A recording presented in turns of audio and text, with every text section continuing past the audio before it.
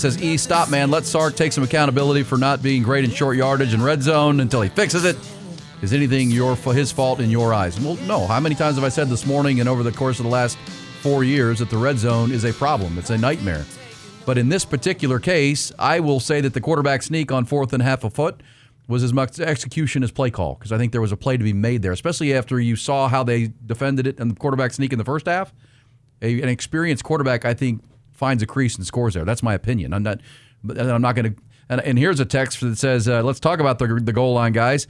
Go back and watch the tape. 2nd and 4, Arch Manning counter. Arch stays to the outside and follows a block. He scores. He gained a yard because he cut back in. Said 3rd and 3.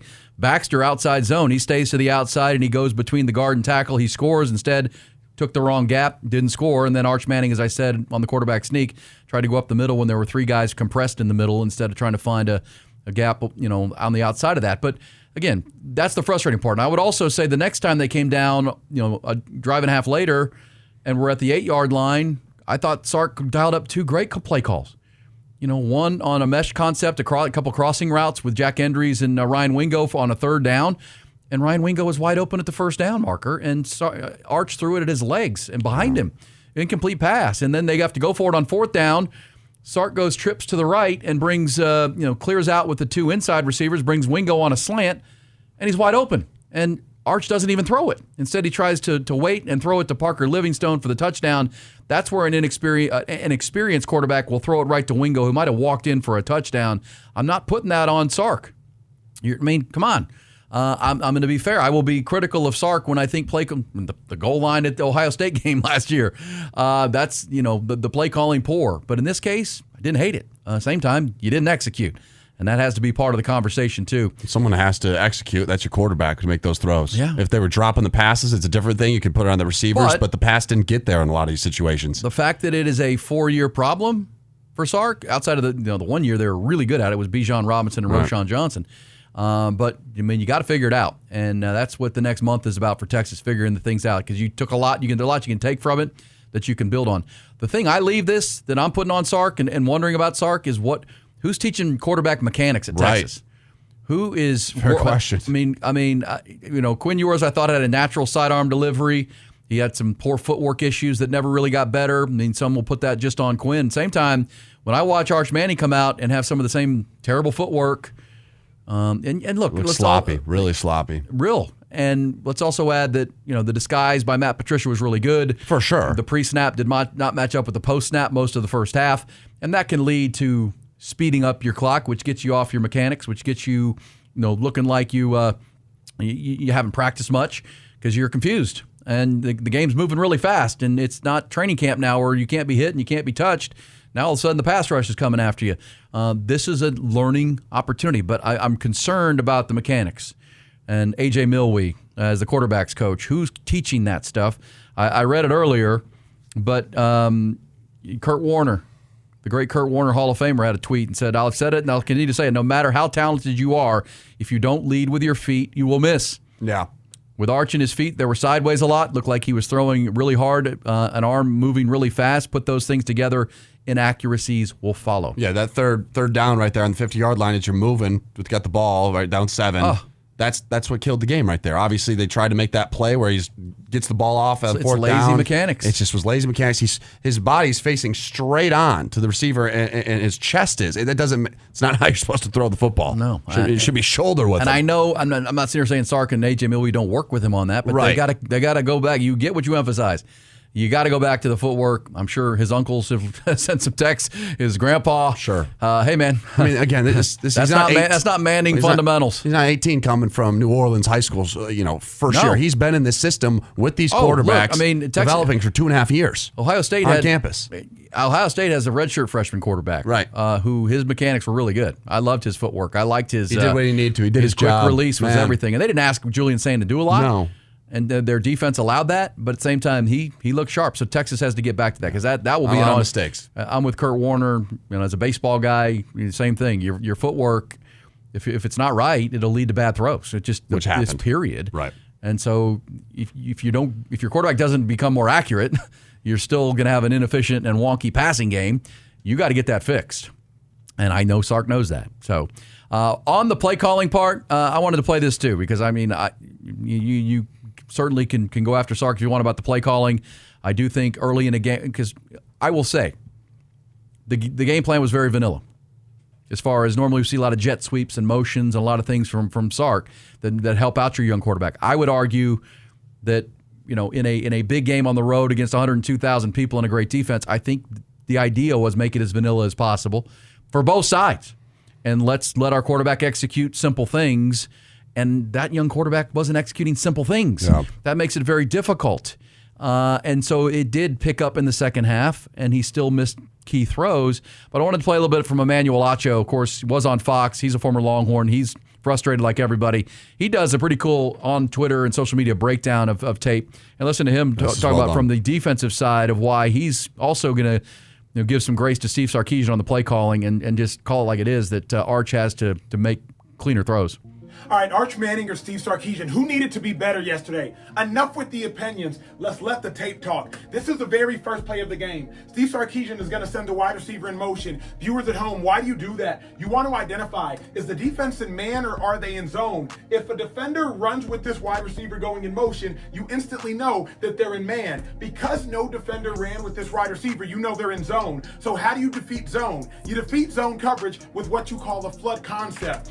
You send somebody deep, you send somebody on a 7 route, you send somebody into the flat route. Check Steve Sarkisian. You got a wide open wide receiver on the first play of the game versus the reigning national championship team, Arch. You got to hit it. You can't be skipping rocks out there. Arch, first play of the game, Sarkisian dials it up, identify man zone, he identifies zone, calls a perfect play to defeat a zone, a flood concept versus cover 3 defense. Arch, you got to hit it. Viewers at home, remember, if Arch connects on this receiver, God only knows what this play turns into. Make one guy miss, pick up a block downfield, dude could still be running. Let's move on to later in the game. 46th play of the game. This was the interception by Arch Manning. Who's at fault? Arch is Steve Sarkisian again. Arch is going to be a good player, but these were not good plays. This is the interception. Now Arch, defense is in man coverage. His back is turned, his back is turned, his back is turned, his back is turned. Arch has 2 decisions that he can make, and he makes neither of them. First decision, man coverage, everybody's back turned. Arch, just take off and run. Bro, block, block, block, block. You take off and run, you pick up about 15 yards. Second decision, man coverage by the defense. Everybody has outside leverage. Arch, if you're going to throw this ball, it has to be on a rope. Watch him. If you're going to throw it, it has to be right there towards the outside, and it's got to be on a rope. You can't float it, because if you float it, that's a pick. So I showed you the first play of the game. All right, so there you go. He went on, and this is what they'll do in film study. Exactly what Emmanuel Acho is doing for his viewers. That's what A.J. Milwee and Sark are going to do with these quarterbacks and with Arch Manning. And it'll get better. And we would all agree if it doesn't, there's going to be a problem. It's got to get better. But it's a young quarterback. We watched Quinn Ewers go through these when he was a first-year starter. We see, I saw Cade Klubnik, who's a fourth-year starter at Clemson on Saturday night, miss some reads and miss some throws. He didn't have much of a run game or an offensive line, and that's what's encouraging about Texas. You didn't give up but one negative play in this game. There wasn't constant pressure on Arch like there was on Quinn Ewers a lot last year. You did run the football for 170 yards in this game. Your both running backs are over 4.5 to 5 yards a carry. You did a lot that you liked outside of a couple of key penalties in key spots and the red zone failures that we talked about, and then those throws where your quarterback has to be better. That's it. But don't panic. Right. Baby not out with the bathwater. Go fix it. And we'll see you at Florida. Essentially is where this season is now. Correct, yeah. Next time we'll really be able to judge Arch and the improvement that he's made between that performance, which was not a winning performance, and one you're going to need to get at Florida, against Oklahoma, against Georgia A&M, those type of teams. But now you have a month to work on that. Now you have a whole game, 70 plays of tape to watch, and Arch will see it just like everybody. Yeah. The questions that we asked about the offensive line, about even the running backs, how good C.J. Baxter going to be, a little bit rusty. Great. He was great. The receivers, that we thought that they would be talented, and it's not totally their fault. They didn't really get a lot of opportunities to do something with the ball because the ball wasn't getting to them. We never asked about the mechanics of Arch Manning, to be fair. I didn't think that was going to be an issue. But again, credit to what Matt Patricia and that defense did. Like 100%. Not just saying, oh, it's all good things for Texas. There's things that they need to address, right? That can't happen against Florida. You're going to lose in the swamp. That team's not maybe as good as Ohio State, but those mechanic things need to get fixed out in these next 3 games that you have where you're playing teams that are just a lesser of opponents. Right. And I just am saying this with that side of the ball is offense, there wasn't a lot of questions other than the mechanics. Yes, there's some play calling things I didn't love. Well, think about it. The guys are open there. You just got to get the ball to them. Macro view of Texas. To your point, you come into a season with question marks. Right. Defense as advertised. Yes. Gave up 200 yards total. Yeah, A- day. I think that'd be held the sure. Ohio State team to under 3 yards rushing. Pretty damn good. 2 trips across the 50. Right. Good. Punter was great. He was. So your special teams, you feel like, okay, well, we've improved that. Your running game was really good. It was. You outrushed them by 100 yards. And your passing game wasn't. But again, the questions you had, that's why everybody, when we say fans get mad because their expectations are met, we all expected Arch to play better. I don't think there's any doubt. But you also have to understand the context of where he's playing, who he is, what the game is. First away start is at Ohio State. And that's why I'm going to be the one and try to be the voice of reason and say, you people who had him as a Heisman favorite before he ever played and started a big game, come on. Don't be ridiculous. Experience matters. You can't earn your coach stripes. Experience. Yeah. But the same people are now jumping off the bandwagon saying he's ass and he's trash and he's not any good. Well, that's also equally ridiculous. There's going to be, Colt McCoy's first start at Texas was a very similar stat line against Ohio State back in 2006. He still went on to have a great year. Texas won 10 games that year, and he became Colt McCoy, the most accurate passer in the history of the program. So, again, tap the brakes. You should have been tapping the brakes all offseason. Now tap the brakes after one, D-level performance that has to get better. As for the big picture of college football, what was your biggest takeaway? I'm going to go ahead and, the biggest ugly and bad was what I saw from Alabama. Bad. The best takeaway was what I saw LSU do. Yes. I mean, I could put Miami in there, but that didn't surprise me. But what LSU did to go on the road at Clemson, because, again, the 5 teams that lost that were ranked in the top 25, 4 came on the road. The only team that went into a place and won, because Texas lost on the road, Notre Dame lost on the road, even Alabama went on the road to Florida State and lost on campus in Tallahassee, and then Boise State went across 3 time zones to go play South Florida on Thursday night. The only one to go get a win was LSU. So to me, that's the biggest win of the weekend. And the fact that they pitched a second-half shutout with a rebuilt defense. Remember, they spent a lot of money in the portal. They were down 10-3 at the half, made some adjustments. Dabo Swinney's been great when he goes to the half with a lead, and Brian Kelly's team came back and beat him 17-10 and didn't give up a point in the second half. The SEC's on notice. Did the portal additions matter? Yes. That's a huge win. Huge win. That would be my number one is LSU going into Death Valley and taking care of business, because last year that defense was atrocious, specifically the secondary. Last 2 years. And man, that pass rush, though, they were getting to Cade Klubnik. And they got playmakers, and that defense specifically for Clemson didn't get to Nussmeier as much as I thought they would. And Garrett Nussmeier really turned it on at the end of the game, second half specifically, in that third quarter. It was what? Was it 10-0, I believe, or 10-3? And then they scored, 17 points unanswered. So credit to what LSU did. That defense looks like they spent a lot of money, which they did, and they got these guys in the transfer portal. And I would also say they got some guys there, man. They got some guys. Also, Miami was a big spender, 6 new defensive backs, and it showed. And they were getting to CJ Carr. Because everybody knew, and we talked about it in our Game Time Top 20, LSU's really talented. Do the portal guys hit? Miami.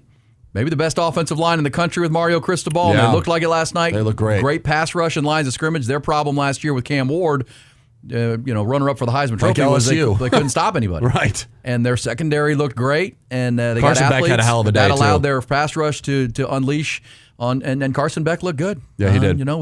I like that.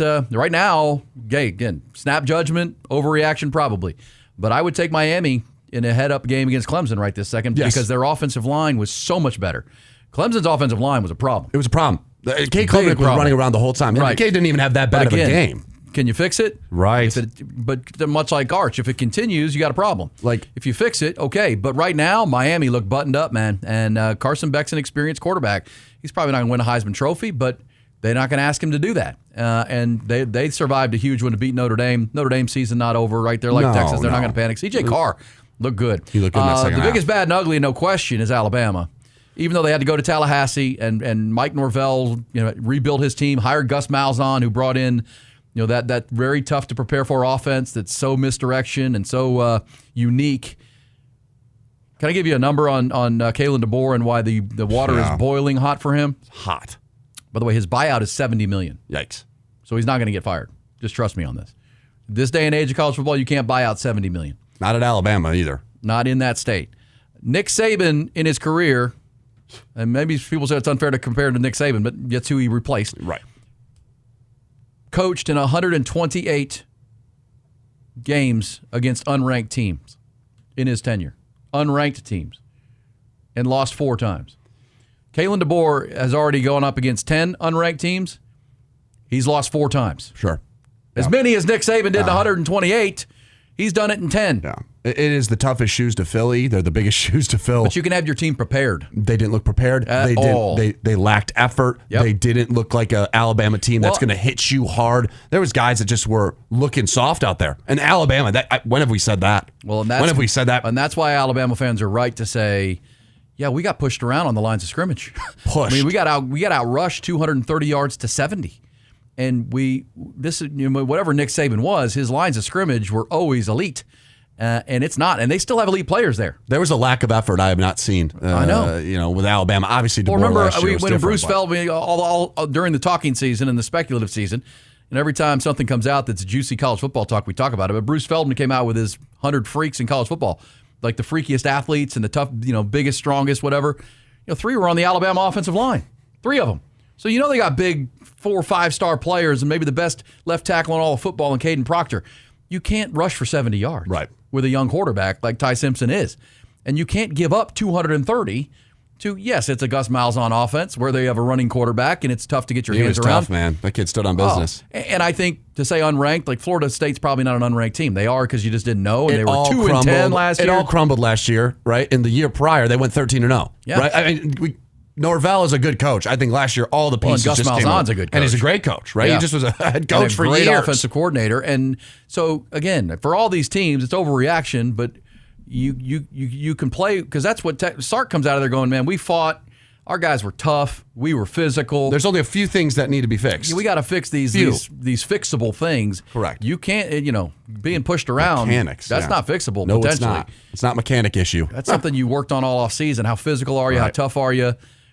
And maybe for Sark, there's some forgiveness here that the real focus through camp was physical. Like, because you're bringing on 4 new offensive linemen. You're bringing in 5 new transfer portal defensive tackles. The thing you got to be ready for is the lines of scrimmage at a place like Ohio State. And they were. Remember, we talked about Bloody Tuesday's practice. People said last Tuesday's practice was the most physical practice Sark's ever had at Texas. And it showed up. They played with physicality. They played with toughness. They just didn't play clean. And their quarterback didn't play efficient football.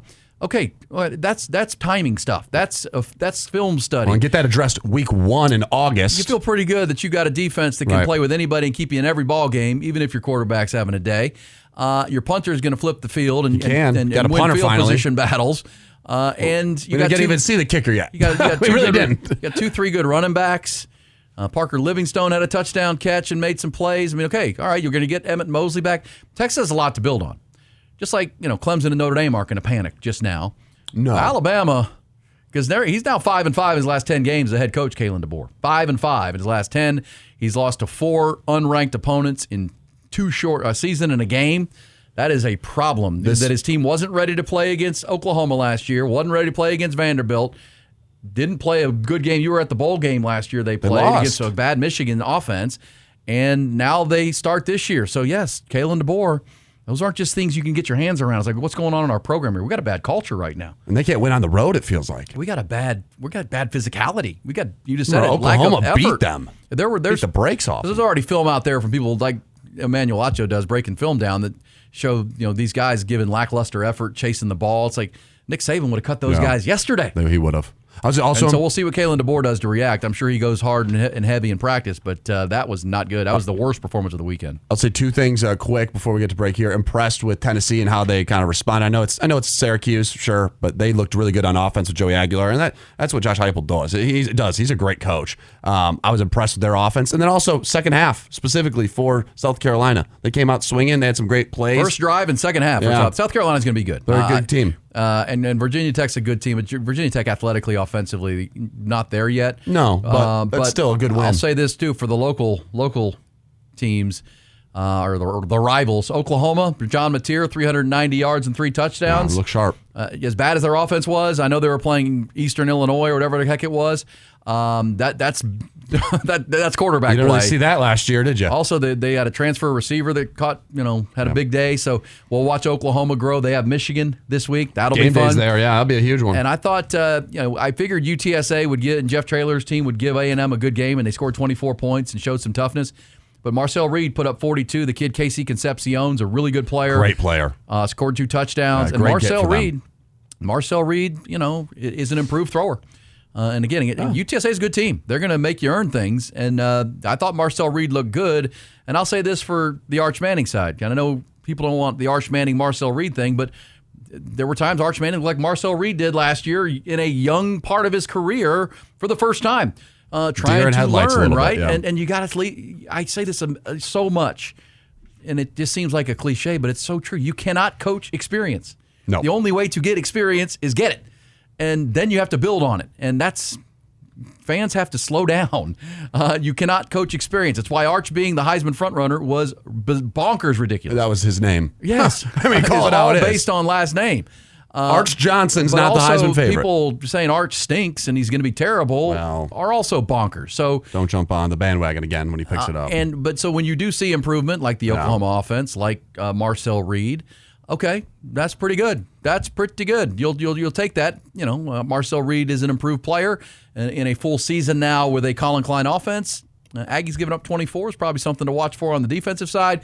But either way, you try to take a little bit from each one of these openers and then not overreact too much. Yeah, he does not need to be. We saw this, I think, with small sample size, one game against Ohio State, who could go win another national title, right? I mean, that's how good this team is.